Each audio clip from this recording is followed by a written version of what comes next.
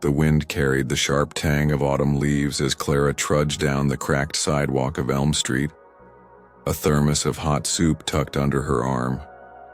Her scarf fluttered against the chill, but her focus was on the dilapidated shack at the end of the block, its sagging roof and cluttered porch a blemish in the neighborhood's tidy facade. Inside lived Mrs. Agnes, an elderly woman whose hunched frame and tangled gray hair drew whispers of hoarder and crazy from passers-by. Clara had noticed her months ago, sitting silently on her porch, eyes distant, clutching a chipped teacup as if it held the weight of the world.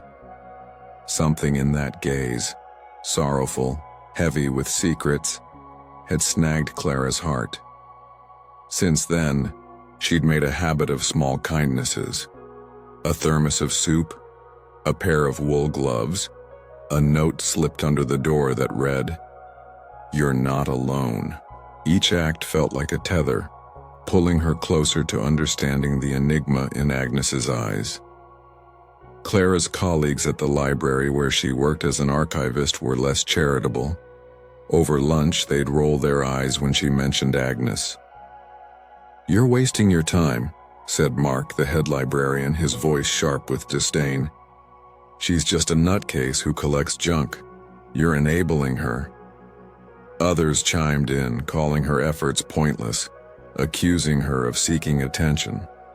Her friend Sarah was gentler, but no less firm, pulling her aside one evening to warn, "Clara, you don't know what you're getting into. People like that can be dangerous." The judgment stung, but it was the neighbors who tested her resolve. They left notes taped to her mailbox. "Stop encouraging that eyesore."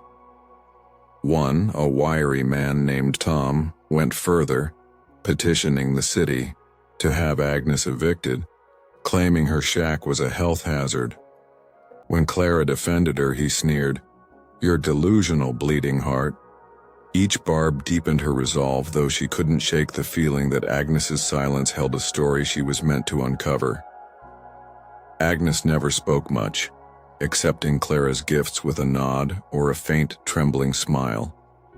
But there were moments, fleeting, strange, that hinted at something more.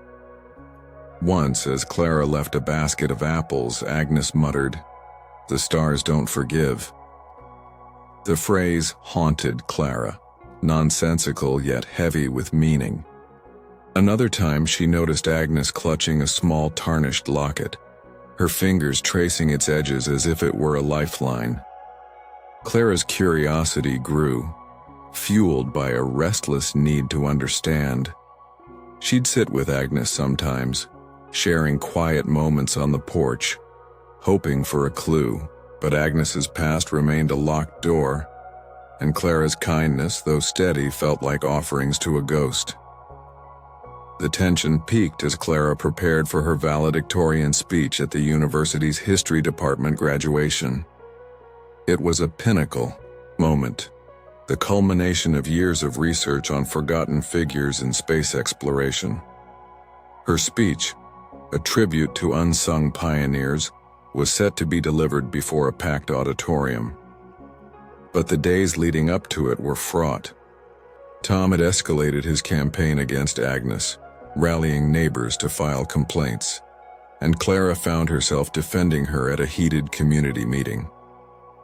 "She's not hurting anyone," Clara pleaded, her voice shaking as Tom smirked, whispering to another neighbor about her naive crusade.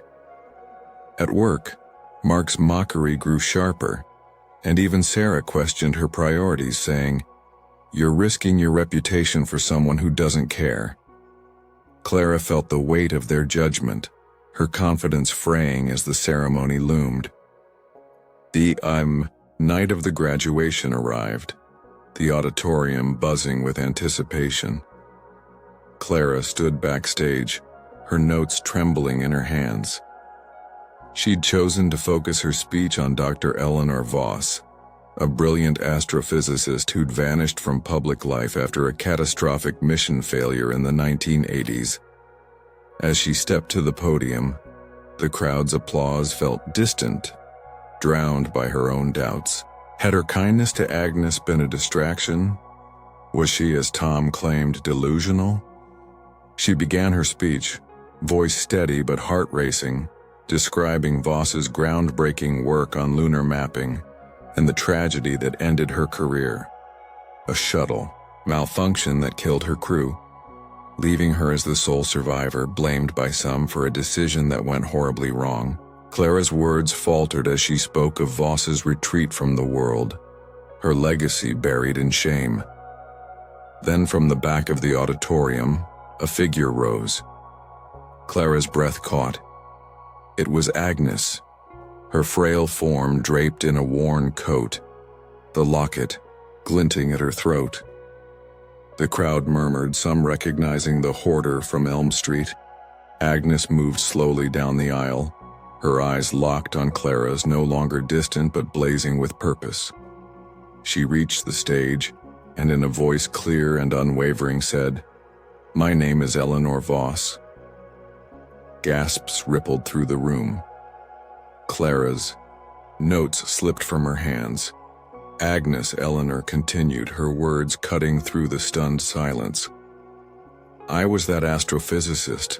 I carried the stars, and I lost them. I didn't deserve your kindness, Clara, but you gave it anyway."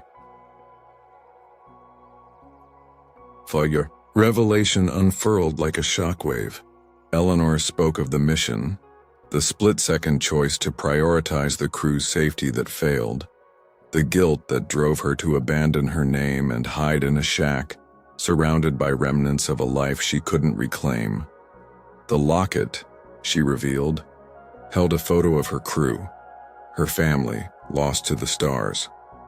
Clara's small acts, soup, gloves, notes, had been lifelines, pulling her back from the edge of despair.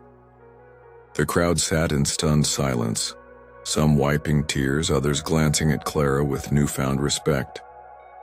Tom, seated near the front, looked away, his face pale. Clara stepped forward, her own eyes brimming. She didn't care about the speech or the degree anymore. She saw Agnes, Eleanor, for who she was, a hero broken by loss, her sorrow no longer an enigma, but a shared truth. The auditorium erupted in applause as Eleanor stepped back, her hand brushing Clara's in a gesture of gratitude. In that moment, Clara understood.